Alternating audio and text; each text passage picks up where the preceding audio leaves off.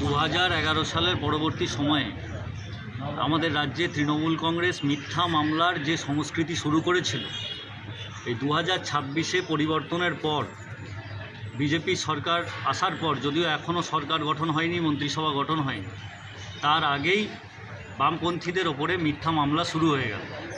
জামালপুরের নবগ্রামে সিপিআইএমের কর্মী মিহিলাল সরেন, তার ওপরে মিথ্যা মামলা দিল বিজেপির কর্মীরা। আসলে গোটা তৃণমূলটাও বিজেপিতে শিফট হচ্ছে, এটা যেমন ঠিক বিজেপি আছে, তৃণমূলটাও বিজেপিতে শিফট হচ্ছে। আর পুলিশ প্রশাসনের ভূমিকাও অত্যন্ত হচ্ছে জঘন্য। বামপন্থীদের পতাকা খুলে দিতে হবে, বিজেপি কর্মীদের এইটা হচ্ছে দাবি।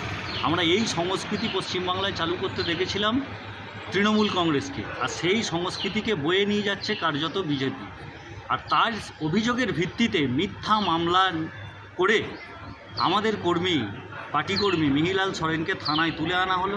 থানায় তুলে এনে গোটা পরিবারকে আমাদের পার্টি কমরেডদের হেনস্থা করা, এবং মিহিলাল সরেন সহ আরও 6জন কমরেডের নামে, 7জন কমরেডের নামে তারা কেস দিয়েছে।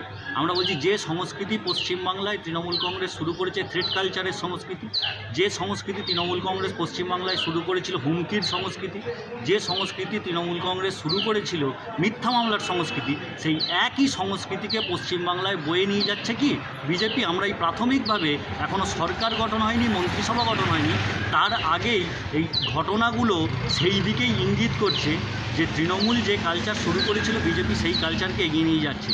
আসলে আরএসএস পরিচালিত তৃণমূল বিজেপি যে একই ধরনের ভূমিকা পালন করবে, সেই রকমই একটা দৃষ্টান্ত শুরু থেকে দেখা যাচ্ছে। আমরা তার বিরুদ্ধে দাঁড়িয়ে আজকে জামালপুর থানায় অবস্থান করছি, বিক্ষোভ করছি, এবং আমাদের এই লড়াই ধারাবাহিকভাবে চলবে। সিপিআইএমই পশ্চিমবাংলার মাটিতে সাধারণ খেটে খাওয়া শ্রমজীবী মানুষের দাবি নিয়ে রাস্তায় আছে, রাস্তায় থাকবে।